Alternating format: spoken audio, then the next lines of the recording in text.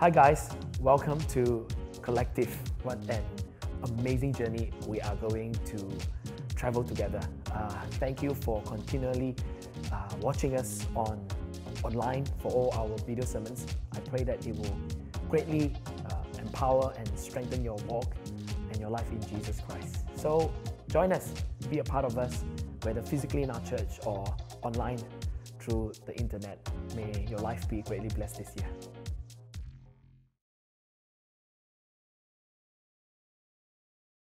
Whether or not you celebrated Valentine's Day, whether or not you believe in Valentine's Day or you're single, married, we have curated this session especially for you. It's going to be a very laid-back, casual chat, but the topics are going to be very interesting. So, yep, sit tight. But before that, let us introduce our guest speakers for today. They have been married for over 15 years. They have been dating for over 20 years, still dating until today. And they have known each other for close to 30 years. And they are madly in love with each other. Ladies and gentlemen, let's welcome Pastor and Esther. Woo-hoo! Hi guys, are you going okay? Hi. Hi. 30 years? No lah, not so Close long. to 30 years. Close to 30 years. Yeah, I checked with the source already. Last night she texted me. Yeah, we kind of like calculated how long it has been. Yeah. 30 years, she will be a baby. Oh man, Oh, that is right. yeah. Almost 30 years. Okay. Okay. So, I mean, we all know you guys as like our pastor and our leader, right? But tell us more about what we don't know about your marriage, about your relationship, about your journey so far. I always start. You start. Why don't you start? Oh, I start? Yeah, you can start. For a change. Esther's brother was my best friend. Okay. So, you know, you always look for your best friend's sister. Pro tip, guys. So because Michael was my best friend, Oh, what happened? which I officially told him already. Are you still in best church. friends now that No. he's your brother-in-law? No more. My wife is my best friend now. Ah, By law. Because you only allow one best friend. Yeah. it's true. Yeah, Okay. otherwise everybody's your best friend. So the rest are good friends. So I hang out with Michael a lot and go to the house and kind of like, oh, you got a sister. Ah. So How old was she at that time? I don't know, like 13? 13? But nothing. That time nothing happened. I was just hanging out with Michael. Yeah, we kind of like, hang out a lot. Okay. Yeah. So Esther, when you first saw Pastor, do you have any idea, any clue that he will be someone important in your life?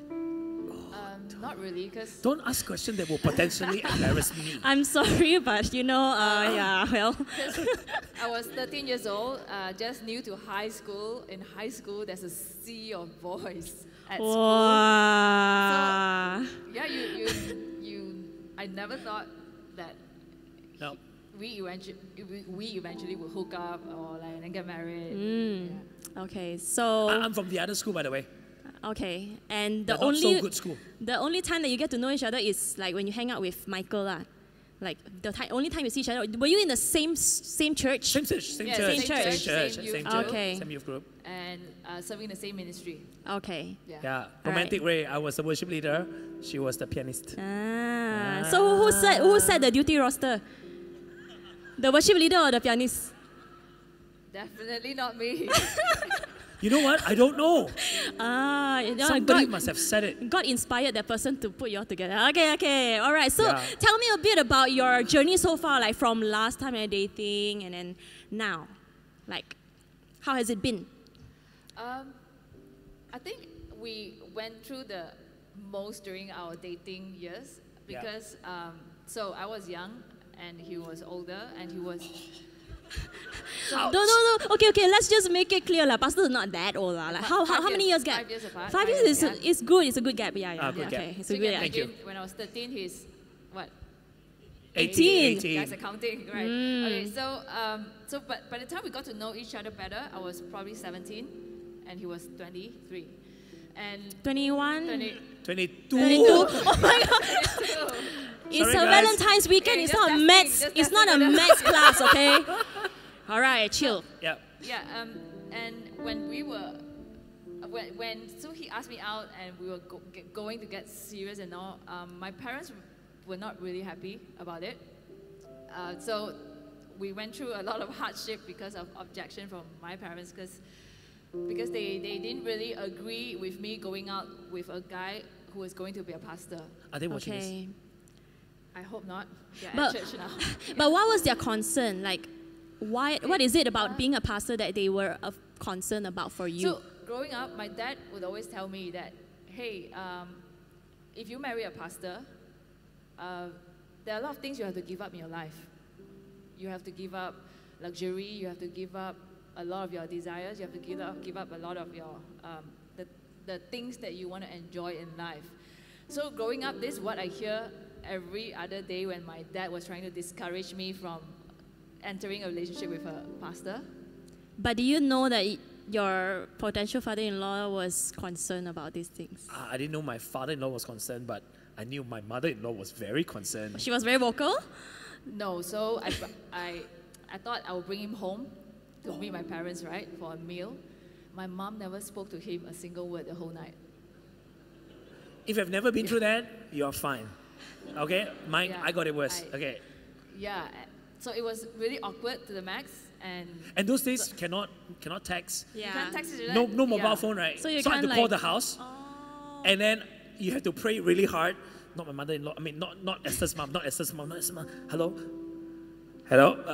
Put out the phone. No, like, don't dare to look for Esther. You know, like, Wow. If you guys think that you're having it hard in your relationship, I think Pastor had it harder lah. harder. Haven't yet. Still got a lot more. Oh But anyway, my yeah. goodness. So since then, okay, you've come a long way. You went through LDR as well. Yeah.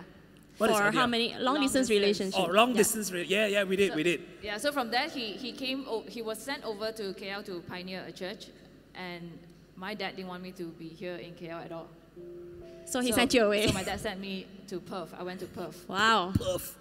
So in our mind, Perth is It's Alcatraz. You know, the So concept. it's a city I never went back again in the last Oh 20 no. years. I know some people here love Perth. Yeah, I It's know. okay. It's okay. Bless Everyone, you, personal Sarah. preference. Studying Yeah, in yeah, Perth, yeah, yeah. Josh Ding. Yeah, so I've never been to Perth. I've been to Australia so many times because it got painful memories. Oh man. Oh man. So through that, do you want to hear the story? You're gonna give some response, you know. Okay. Woo! You're gonna look Yeah, you interested. gotta stir it up, you know. It gets Yeah. juicy, okay? So 5 to 6 years of long distance relationship, and I was only allowed to come back home once, and I have to go straight back to Tawau, and he was here. So we probably hardly met each other. Oh man. Then when I graduated, I made the decision to move back here to KL, to a city that I have no friends, I don't even know anybody, and I only know him. So my dad was getting panicky already. It's like, gosh, this daughter is like Losing it. not She is very, very determined. very stubborn, probably, his Okay. thinking. So we went on. It took me very long to convince my parents and to accept him, all the way till he proposed to me on my final year of university. I was still in Sydney, and I didn't tell my dad. He okay. made a mistake. Yeah. I made a mistake because I was the first guy trying to get married in church. All right, I had got no prior experience or whatever.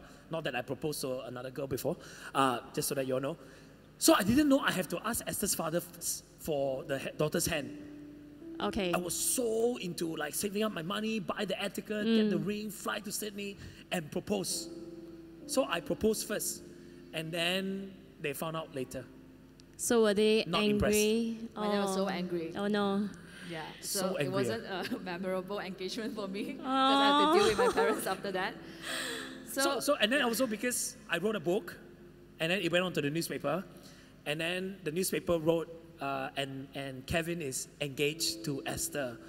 So those Tawau people read the newspaper. Hey, Dr. Koo, your daughter engaged? How come we don't know? I'm like, Because I also Died. don't know. yeah, that's yeah, right. kind of like that, you know, not Oh nice. man. Yeah. So at what point did they finally accept and embrace Pastor as like the father-in-law? Son-in-law. On my wedding day, actually. Because when it's the official for official. Oh my It was God. 15 years ago, guys. Don't take picture. Oi. suddenly I realized Abel is here, my childhood friend. Ah! So they had to accept him on the wedding day. Yeah, because that was a choice I made. But on the eve of my wedding day, On the eve. on the eve of my wedding day, so the night before, we were at Westin Hotel. So after dinner, my dad sat me down for a final talk. He said, "You know what, Esther? You still have a choice. Choice is still yours. Whatever it is your decision. Tomorrow, you still have a choice to not walk down the aisle. And you can just go home with Daddy. We can just fly home." I tell you, no Korean drama even thought about this, okay? Somebody will be stealing the script after this and make it the next big Korean drama, man. It came out in a script, in one of the drama script. I think you were acting in it. Yes, with I remember George. that, yes. So that was probably 7 years after we were married. That only then he knew What happened the night what happened before? that night. 7 years. When you found out, how do you feel, Pastor? Like, Oh, by then, by then, got a kid. but too late. you know, Cantonese say, 都已經米已成炊啦, what can you do, right? Got true lah, son true lah. already. Like, Yeah. hey, I give you a grandson, okay? and by then, your family loves him. Okay, since then, by now, sometimes I think my parents love him more than me. Wow. So Come on, give me a big hand. So I think I just want everybody to know God is actively participating in all the things in our lives. So, you know, going through this whole period, just got married, and my mother-in-law's not very sure, not so excited, my father-in-law. So my mother-in-law actually went to Hillsong Conference 1 year after we got married. And she was there. You know, Hillsong Conference is a big conference, like 20,000 people. So she was sitting there one night, and she was sitting next to a Korean lady Okay. in Australia. And so, you know, like a typical church setting, they give you 3 minutes to say hi to each other. And the Korean lady, "Oh, hi man, where are you from?" So my mother-in-law said, "Oh, I'm from Malaysia." "Oh, you're from Malaysia? Oh, you know what? I know of a pastor in Malaysia. This young man, he's so full of faith. I loved him. He loved people. I love how he preaches the word of God. Man, yeah, it's a fine young man. I wonder, like, if you have met him before or heard of his name." So my mother-in-law said, "Oh, so what's this young man's name?" "Oh, his name is Kevin Lu." Oh. My God loves you, Pastor. God My loves you. mother-in-law, right? Like, "Oh yeah, that's my son-in-law. Oh, you are so blessed." Give Thank Pastor you, a big hand, Jesus. seriously. Mike, who could have orchestrated that, right? Well, after that, it's kind of like sealed the deal. Like, my mother-in-law loves me. She even learned cooking from me, and, you know, join us for our holidays. Yeah, thank you. They love me now. So this is really a happy So ending. don't give up, okay? Yeah, don't don't, give up. don't give up. If your parents-in-law don't like you, you are normal, okay? All right? So it's fine, man. It's fine. Work at it. Keep Work at it. working at Work at it. Yeah, work at it. So what about, like, not just parents-in-law, but sometimes, you know, your circle, your entire cell group, your friends, they all don't like your partner, but you love your partner. You feel like your partner is perfect for you, and even better than Christian guy. You know, so how? Like, I love my parents. I love my partner. I want to spend the rest of my life with this person, but I also want to honor my parents. So what do I do? Oh, you know, sir. I know Esther, Esther's story pretty much answered the question lah. But like sometimes being like stubborn and really like determined pays off. My dad just really needed to know that I really know what I'm doing. Yeah. And I'm Yes. ready for the consequences that come after. Okay. So I think as any parents do, Yep. now I'm parent, when Ethan Enlu really brings back home a girlfriend, I think Suddenly I'm the full name come out, you know, Ethan I Enlu. think I'm gonna go like so I think every parent just want the best for your child. Yeah. And as long as you are convinced, you say you're confident in your choice and you know what you're doing and you are courageous enough to go through that, whatever comes, and then they are convinced because you are convinced. Okay, so you gotta first have faith in your relationship. Yep. Yeah. Okay, cool. Okay. I think it's also sometimes there are two reasons. If say your girlfriend's family are not too excited about you, maybe there are certain things that you're not doing, or certain expectation you're not meeting. For example, right, if every time going out for family dinner, you're always late.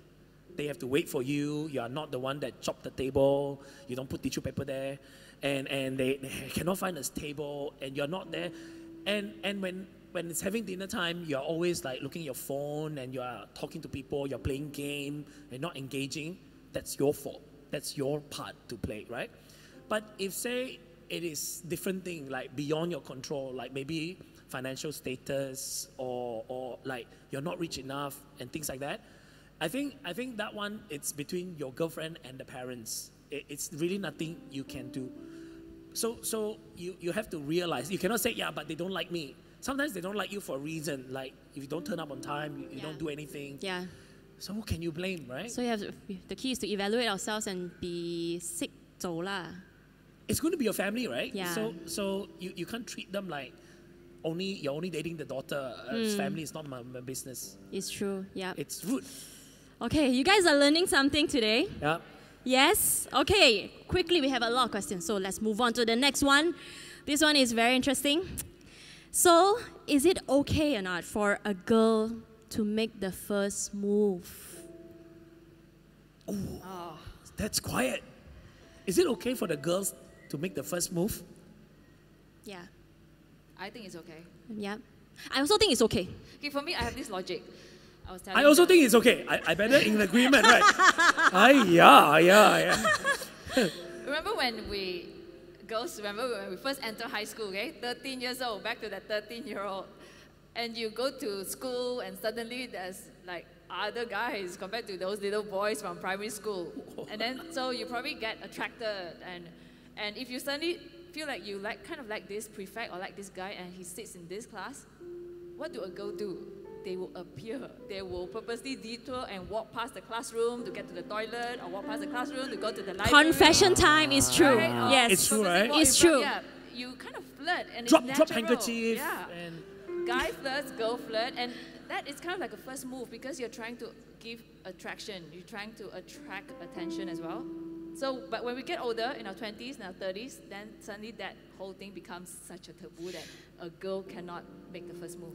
Because I think in a way we are afraid of being rejected because it's very embarrassing for a girl to 很难下台, you know. And like, the older we grow, the more aware about how people view us, you know. Then like, let's say, don't want to seem desperate. Yes, we don't want to seem desperate, and suddenly like, you know, the word spread, you know, sometimes word spread in church or so. Then the next weekend, everybody know, hey, you know, the day Karina tried to ask Boon out, you know. No. I think okay, when we talk about girls making the first move, right? I mean, girls, I know you are way smarter than that. Asking the guy, I mean, making the first move, right? It's not like you don't know the guy, you never met the guy, or you just know that you're in the same church, you somehow got his number and say, hey, hi, I like you, can we go out for a meal? Of course you won't do that. You just appear, you roster yourself, play piano. Talk to Angelica. Talk to Angelica, talk to Adrian. So actually we were talking about it the other day, then I realized, oh, maybe my wife put herself in the roster every week when I was leading. So he said, yeah, you wouldn't know, right? I said, I wouldn't. But then this girl kept appearing. How hard to love her? How not to love her? How hard is it to? Okay, never mind. Yeah, how hard not to love her? How hard not to love her? How hard to love her? Oh my God. Yeah. Never mind. Hey. Sayang her today. You and CK have to sayang each other. Okay, no, right. So, like, okay. So the key is to be subtle and natural. Yeah. Is this the key takeaway for us girls today? Yeah. Girls hint all the time, right? True. Then why don't you hint this? Yesterday we were interviewed by two single men. One is Kason Lim, number 2 is Albert Cole. He's there. And they asked the same question. So we asked them back, you as a single man, are you okay if the girl make the first move? They say it's fine. Oh. They say it's fine. Okay. Of course they say it's Albert fine. Cole's phone number and Kason Lim's phone number because they say it's fine. Yeah, my dad has this logic which I don't endorse, but in a way he makes a bit of sense So he say like, you know, he will advise like people like, you know, the youth, if you like a boy, you must make sure you appear in front of him and you go like all his Instagram photos. Okay lah, don't like all at one go. That happening. Happening. He said no. He said like all his Facebook photos. Facebook, not Instagram. But as a guy, suddenly if a girl come and like all your Instagram posts from 2 years ago, will you get scared? If I like the girl, not scared. You happy lah? Happy! Okay. I don't have to like first first. She liked my photo first. But if I don't like... Because guys are fearful of rejection as well, I guess. Yes. Of course. Yeah. And it's very refreshing to hear that, because a lot of times we just think that girls are afraid of rejection. Guys are like, they have a heart of steel. They don't feel embarrassed one. No, Superman. They don't feel embarrassed and like, never mind, rejected, never mind, I move to the next target. But as a guy, do you get like kanchong, when you like somebody and then you want to ask that person out? Kanchong. Very scared one. Okay. I tell you how Esther and I got started, okay? So, because I'm a pastor and I was trying to pioneer a church, our church, and it's very busy and everything. So one day I went back home and I'm supposed to find somebody, right? It's time to settle down, not good to be alone, and not good for a single man to try to pioneer a church, create a lot of, So I went home, I saw Esther, and Esther is like pretty, she's talented, comes from a good family, like how hard does it get? But guys are scared one lah, scared not, scared. 1, 2, 3. If you're scared, raise your hand. Like together, raise hand. Amen. Wow. Okay. Today I'll give you a lot of courage, man. And so I don't know how to say it in front of her. Thank God for ICQ. Whoa, ICQ. Thank How God many for of you used ICQ before? You know what it is, right? ICQ, man, like pure days. Yes. Of ICQ. Thank God, so, thank God. And her handle was You remember? Speedo. Huh? Speedo. She Why? loves swimming. Oh, okay. You think what? No, very random. I thought it would be like Flower Girl 1590, like, Speedo. So I just don't know how. Maybe I was so stupid, right, at the time. I just say, hey, if one day you become pastor's wife, you cannot. You know what was her reply? You think I scared? Wow! So I consider that start, Not very romantic one. But it's so precious. But probably, like, I know probably a lot of you thinking, like, yeah, because you were young. Yep. Like, you guys were under the age of 25, you were reckless and in love and excited. Not and you so just sophisticated also those days. Yeah, but that makes it happen, you see, like, because you don't think so much, you're not so conscious, and you're young, you have all the time in the world. But what if, like, let's say I'm a single lady and I'm in my 30s and touching 40s or maybe touching 50s, and I'm still single and I want to get married. And then, they say like, yeah, just open up your circle and like, just try, go dating and like give the guys a chance. But then I look around me and I'm like, oh my God, church got no guys. Wow. And then like, no guys. And then like I will tell my, all these are married, yeah. So like I will tell my friends, you name me a list and see. So I always gonna, I got a lot of single friends, and they always tell me, you name me a list of guys and see. Then I'll name, like, cannot lah, no sparks, no lah, not suitable. So, and then we will always tell them, just go for a date, what's the worst that can happen? But for them, it's like, I am already not very young. I'm ready to settle down. I want to find somebody that I can marry, and not just somebody that I'm dating and then like, who knows, he might break my heart and then we waste time. I don't want to waste time, and I can't afford to waste time. So how? I don't want to settle. I want to get married, but I don't want to settle. For mediocrity. Wow. I'm not saying the guys in church are mediocre, but maybe if you're not mediocre, you need to appear in front of her more, because we cannot see you all. Yeah. I think when the church organizes something like a get-together, like the steak, cooking workshop, or production. Okay. It's going to be 3 months of working together. So if you avail yourself to serve and find somebody in a very natural environment, I think it's very helpful. Like, so you don't want to be seen as desperate, and neither do you want to like go straight into a one-to-one going out with somebody. So you see somebody that's like serving, that guy is like, wow, always on time, going the extra mile. Then if you think that, oh, that guy not bad, and he's single. Then they might appear, lor. Walk around. Walk around. Walk more, lah, girls. Walk more. Yeah. And if you're waiting for that spark to happen first, it's a myth. Sometimes spark doesn't happen first. So, You get Yeah, to know no that spark person. one, no, actually. no build sparks friendship. one. But this is always the answer that my single friends tell me. Cannot lah, no sparks. Yeah. No sparks. When we went for a date, but it's awkward. Like, got nothing to talk about. Oh, by the way, Venetia, are you here today? Venetia and Brendan? Yeah, they're married. Come on, let's give them a big hand. So, All right. I want to talk about them because they are my very few Spark success story. So Brendan was going to ask Venetia out, right? Okay. And so this Venetia saw me at the lobby. Say, hey, Pastor, he asked me out. What should I do? I said, I'm not asking you to marry him, right? On the first date, like just go and have dinner first, and then and see how it goes. So she said, okay lah. Since you pastor, you say I go lah. So she went. The first meal they had together, Brendan said nothing. The whole night he was quiet and. But why were you? She was like, oh, so yeah. He was like, yeah, like. Because he was nervous and shy, or I don't know lah. I didn't ask what they later talked y'all about. can ask Brendan lah. Yeah. Yeah, he's up there. Then I said, Pastor, how? I said, I don't know how. Go for another date. They went second one. Okay. Now they are married, right? You look at Oh. their Facebook post where it's so in love. Oh. Yeah, disgusting. So don't always place the spark as that main, first, most crucial, fundamental thing. Because 5 years, 10 years after you're married, right? I tell you, the only spark is when you're cooking in the kitchen. You don't change the diaper of your kid, your wife will give you some spark. Yep. That's true. You Right? get what I mean? Yes. It's a bit overrated. Yeah. So we are, also I think this generation is a curse of knowing too much.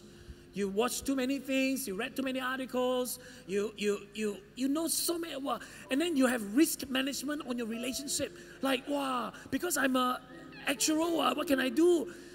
But that's your relationship. It's a human being. It's real life. Just, the older I get, I realize when you are younger, you fall in love with an image.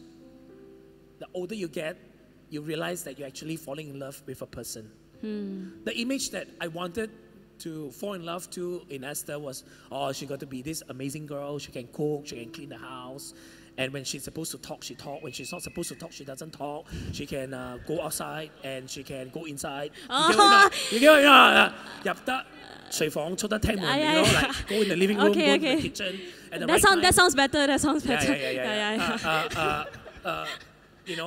Can cook, can take care of the baby. But after 15 years of marriage, right? It's like, do I really want to marry a wife to do all these things for me? I just begin to fall in love with the person that she is. Aww. Esther, do you have any reply to that? All the men thinks the same one. So it's kind of true because when we first got married, I didn't know about this image that he had. But when we first got married, I really didn't know how to be a wife. Oh, I'm messy. I can't cook. I can't do any of the things I can do now. But as you grow along, it's a journey that we went. So I mop the floor, lor. Yeah, I cook, lor. I cannot even make bed. I don't even know how to make my bed. Wow. But then subsequently, probably I'm moved by love or his cleanliness, and I begin to change. And it's in a journey. way, yeah, you influence each other, right? Yeah, Yeah. of course. Over the years of 15 years of getting married, like there are a lot of people who say, "You are not the person that I married," I'm not. I hope I'm Which not. is true. which is actually not a bad thing. Yeah. No. Yeah. So after she started making bed, I don't make bed anymore. Yeah, so I Ah. wonder, My job is done. So sometimes I ask him, what happened to this habit? Like, this is a habit that you taught me, that then now I have to make my own bed and you don't even make your own bed. Because I used to make single bed, ma. I never made king size bed. Yeah. Yeah, so we change, he changed, I changed, but we change in a journey together. Yeah. All right, that's great. Now back to like the topic just now, Hey, you seems like you have an agenda, lor. Like I have, whatever I we have. answer also like not good enough for you, one. Okay, good enough. Give Pastor and Esther a big hand. No, because I have a very, my heart is heavy. for my single friends. I can tell. So, so they are all like, hoping that I address this more. So like, a lot of times we say like, don't have a list, right? We throw the list away, we burn it. But the truth is, every girl wants to have the other half who can lead them. Yeah. So a lot of times when we ask them, so what are you looking for in a guy? They don't really say handsome, macho anymore, but they'll say like, I want them to be able to lead me. I want a leader. I want that guy to have leadership. Something like Pastor Kevin like that. Something like Pastor Keith. Something like Pastor Jin Chong. Something like Jin Chong a lot one. Jin Chong muscular, got Volvo. Wow. The Hulk. Can preach. Can preach. Can play guitar. Can lead worship. Jin. Bahaya Jin. Bahayanya. Can change diaper. Can change diaper. Yeah. Levin is an amazing wife and mother. So, don't go and kacau Jin Chong, okay? There are many guys in church, you just have to walk around. All right? Yeah. You just have to walk around. But names like, Pat Jean, like Pastor Andrew, Pastor Noah, all come out. But the problem is, all of you guys are married. So how? Like, how? What? No. So how? I'm still married.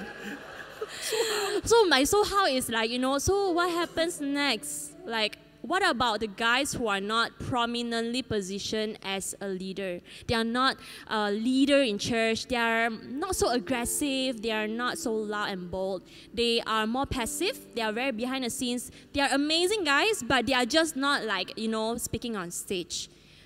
Are they considered leaders? Do they have, what is leadership? I think it's true. Every girl wants a guy to lead her because that's a natural order. Men are just designed to protect and provide, and women are in a supporting role to nurture. So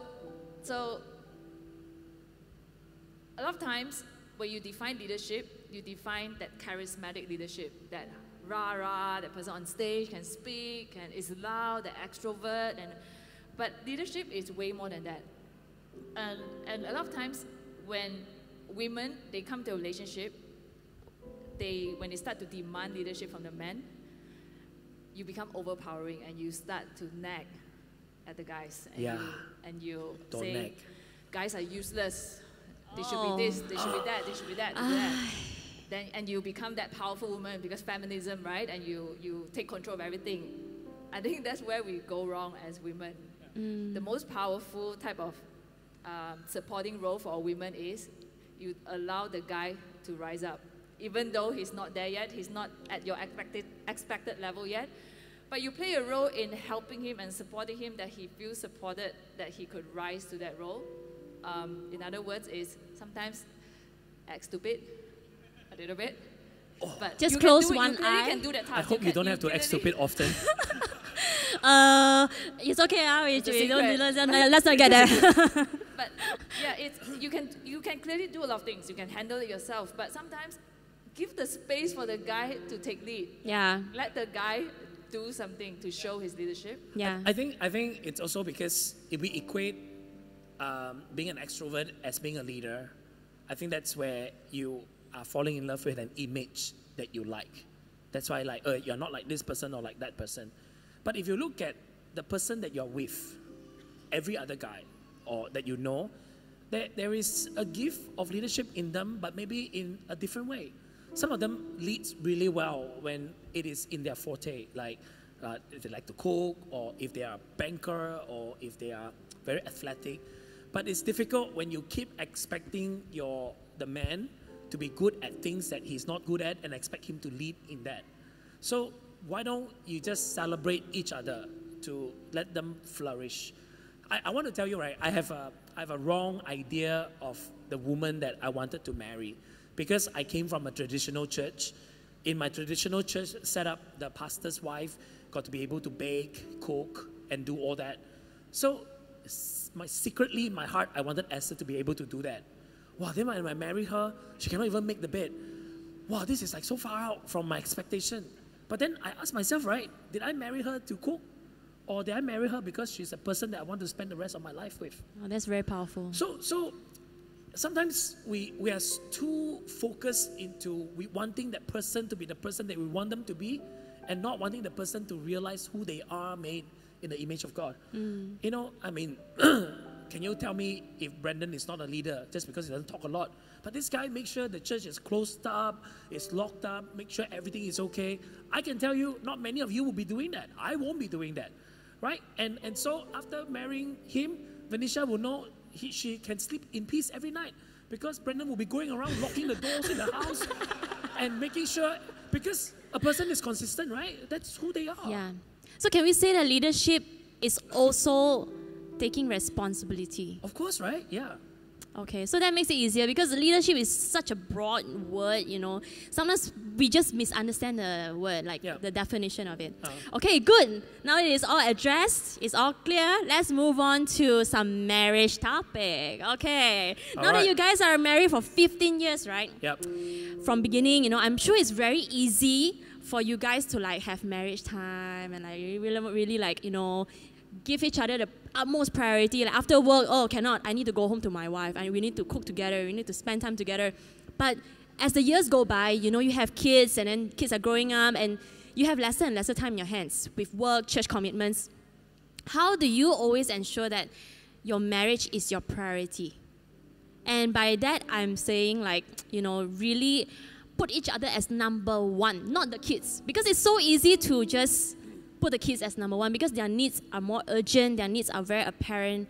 But each other is like, you understand me, I understand you lah. We are in this season, you know, our kids are young, we don't have time, it's okay lah, no need lah, we just sleep lah.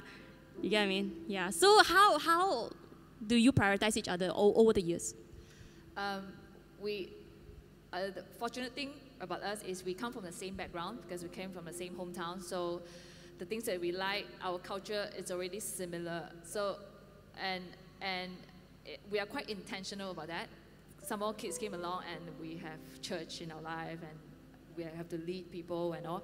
So our life is constantly filled with people and events and things going on. So we intentionally always spend time with each other on weeknights. We will try to put the kids early to bed. We try. Every night we try. Alexander always breaks the rule.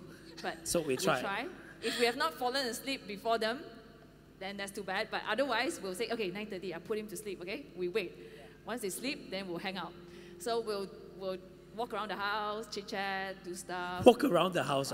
Make a drink. Really want? Make a drink, make like, you know, coffee and tea, is it? Water. Drink water. Okay. Get some snacks from the fridge, and we'll sit down. Okay, let's look at Netflix and see what we can watch together. Let's pick a movie together. I think Netflix is very sensitive, and they know they used to have 2 hours movies, and then 45 minutes documentaries, and then 30 minutes documentaries, and then they know people like us cannot even last 30 minutes. They have 12 minutes documentaries, so that's what we are watching now. Okay. Like, it's quick and done, and it's a thing that for us to do together, so that we can start a conversation or something. Yeah. So intentionally, we put the kids to bed early and make sure every night we get to do something. I want you to know that doing something, it's not like we got to plan, like, you know, doing this or that.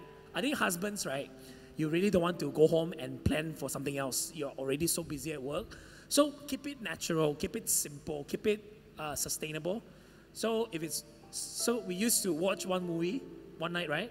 Now, after we're married, if we really like the movie, you watch it over like 5 nights. So in a Netflix, you have movies that you have watched halfway, so many of them, like after a while, you've also forgotten what the story was all about. But it's about trying just to do something together in a night. So I know this is like, it's actually easier for me personally. I mean, we are all grown-ups, right? We are here to really address tough issues. So I'm going to be the first to admit, like now I'm 8 years married with 2 kids. One is like 5 and another one is 7 months old. And every night, when we go home at 9:30, we think that, oh yes, we have an early night. Yes, we put the kids to sleep and then we can spend time together. But by the time everyone is asleep and we are showered and we are ready to spend time together, it's already 1 o'clock. And then the next day, we need to wake up at 6:30 a.m. So, okay, do we want to watch Netflix or have sex? Oh, That's blatant. It's a struggle. Can we be real? It's a struggle. Like family with young kids. Everyone seated there will feel me, feel Boon, you know. I feel you. Boon. But it's true. We have the intention. Like, and I, okay lah, tonight lah, must make it happen like it's been a while. You know? But when you actually have that time, you're so exhausted and you just don't want to think and you just can't move anymore. You just want to watch something brainless and just sleep. Yeah. So a lot of nights, that becomes the easier option and really like we just say, watch 12 minutes, okay, good night. Ew. So how? Hey, you don't laugh, you are not married one, you get there one day. What, angry? It's true. It's a real issue. I mean, we are aware and we are working on it. But how important is sexual intimacy in a marriage? I mean, we know that emotional intimacy is important, of course. When you're married, you need to be emotionally connected. And mentally, you need to connect with each other on a mental level, intellectual level, have meaningful conversations. But what about sexual intimacy? How is it important and why? I think a lot of married couples need to hear this. Yeah. Yes. This one so sensitive, I answer lah. I'm looking at you. I got the signal already. I got the signal from my wife. I think. Firstly, it's you cannot separate kids from marriage or physically looking after them and your physical intimacy, having sex with your wife. It's really a two-person thing. Men, let me tell you this. If you really want to be intimate with your wife, when you get home, you help her. You help her clean the house. You help her prep the food. You help her clean up the babies, the kids. The more participative you are. Like, don't just sit there and I need my cave time. Yeah, you need your cave time. You don't help me. After that, you won't get your sex time. And so you do everything. And then, so if both of you work together, you don't have to wait until 1 a.m. Like 9:30, lights out for them. Like, don't care already. Put them in another room. Then you already do so much, right? You're already preparing your wife, what? Isn't it? Then your wife's like, hey, my 老公唔錯㗎man. Buck up. Okay lah, take off my clothes for him lah, Bila. That sounds easy. Sounds easy. Oh, so Boon No didn't lah. do the other part, No. The problem is he do that every night. And He's too faster lor. No, it's not about that. No, but I'm saying that one. Oh. I'm not. I'm just joking. That's another topic for another day. Yeah. No, I'm just kidding. Sign up for marriage course after this. No. But yeah, like, we have come to a point where it has to be intentional. If let's say we want to leave it to like be natural, we see lah tonight. If we Netflix that time, see what happens lah. Maybe we'll go with the flow. But usually go with the flow means I end up sleeping. Yeah. So how to be intentional? I say it Like the guys' part. Okay, how about the girls' part? Like, sometimes we're just so tired. So, how as a wife, like how do you prep? Boon, are you okay, Boon? No. My heart goes out to you, bro. Because I believe it's teamwork. Yeah. Being intentional has a lot of ways, and when you're talking about intimacy, it doesn't just begin with that click of the mind, that physical intimacy, sex or whatever. But there's a lot of different levels of intimacy for a woman.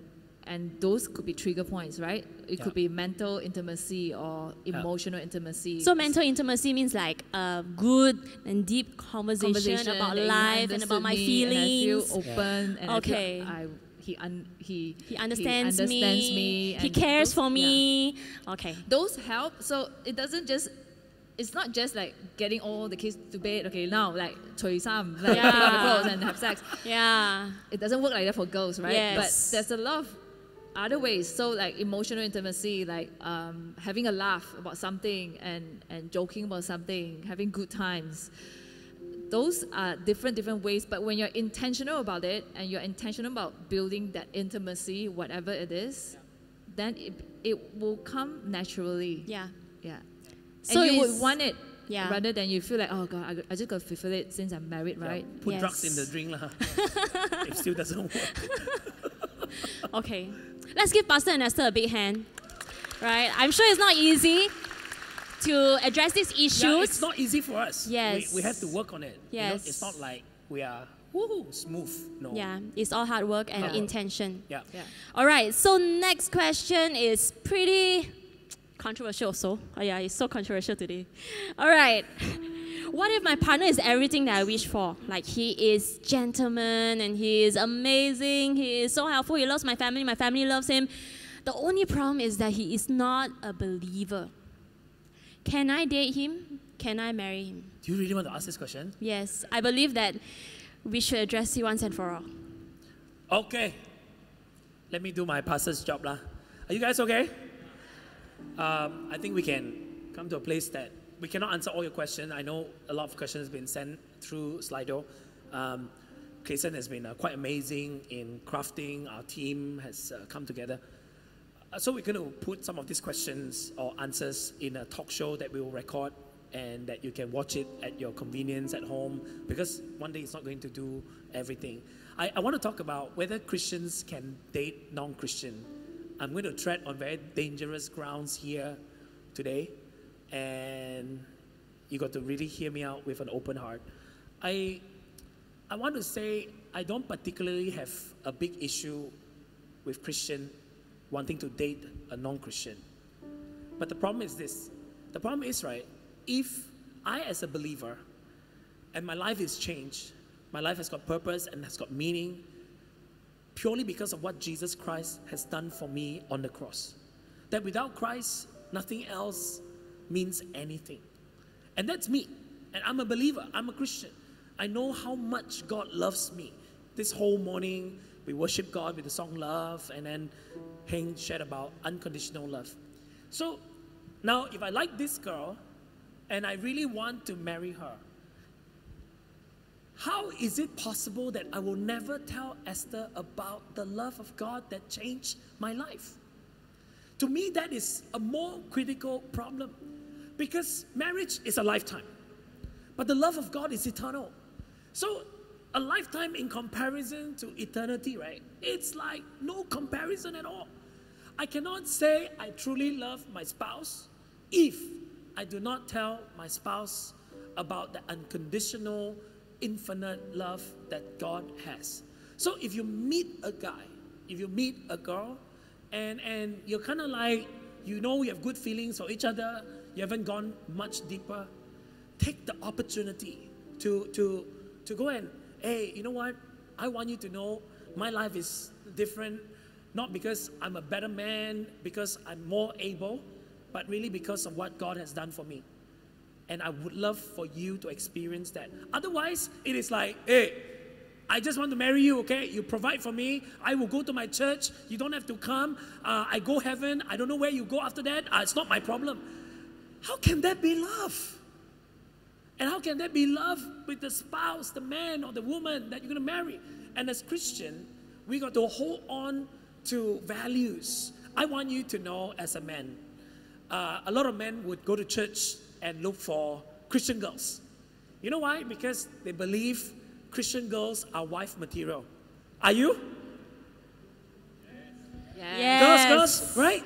Because you grew up in church, you love God, you're seemingly like you're very pious, you have an order of life. I go to church to look for a girl that is a Christian because they're wife material. But girls sometimes, they are so desperate. They're so scared they will lose the guy, then you lose your life by living loosely. Like you date a guy for 2 months, you start taking off your clothes. You go and sleep in his house, then you move in.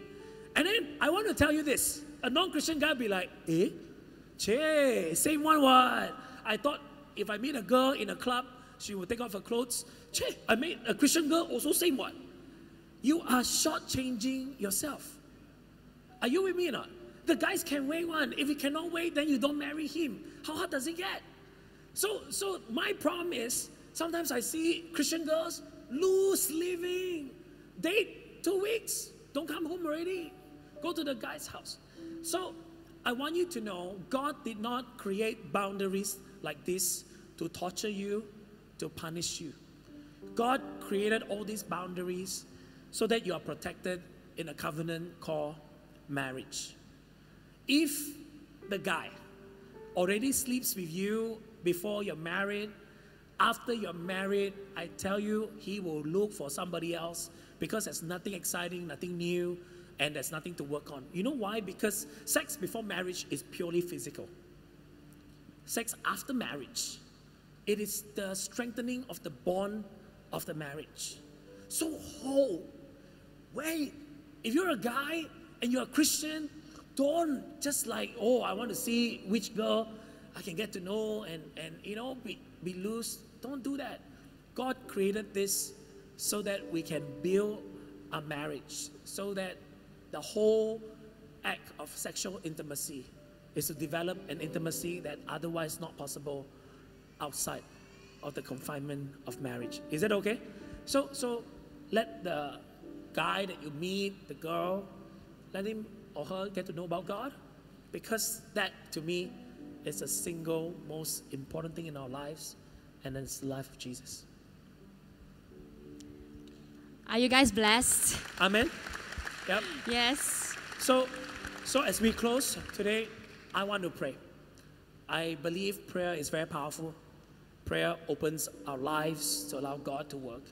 I want to pray for the singles. Don't know too much anymore. Okay? Don't go and calculate risk and all that thing. Just hang out with somebody. Today, after church, go lunch with someone. Is that okay? Number one. If you are attached, going to get married, remember all these things that God has commanded us is created to protect you. If you're married, you got to keep pursuing your wife. Is Esther Miss Right? Am I Mr. Right? No. But we're working towards becoming Mr. and Miss Right for each other. If she's already Miss Right, we spend, Christians are very interesting. We spend so much time praying, oh God, is she the one? If she's the one, right, after you're married, there's nothing to do already. She's the one already, what do I have to do? So no, I always believe I'm on my way to become Mr. Right. So I work on my life, I work on my values, I work on my commitment, I work on all the things that God has given to me. So for those of us who are married, please keep pursuing your wife, sayang her. People say if you open the door, the car door for your wife, two things, either one is new, the car is new or the wife is new. Don't do that. It's like when a car bang, the first thing is how bad it is. No, ask her, is she okay? If you've been married for many years, please keep pursuing her. If you have been married before and you're divorced, I pray that God will restore your life. God will, give you a second chance, an opportunity to live life differently again in the next season. Shall we pray? Thank you for checking out our online sermon. If the message has truly impacted and empowered your life, it is my desire that you sow into the work of our church so that you can partner with us as we continually reach out to our world for Jesus Christ and extend the arms of love of Christ.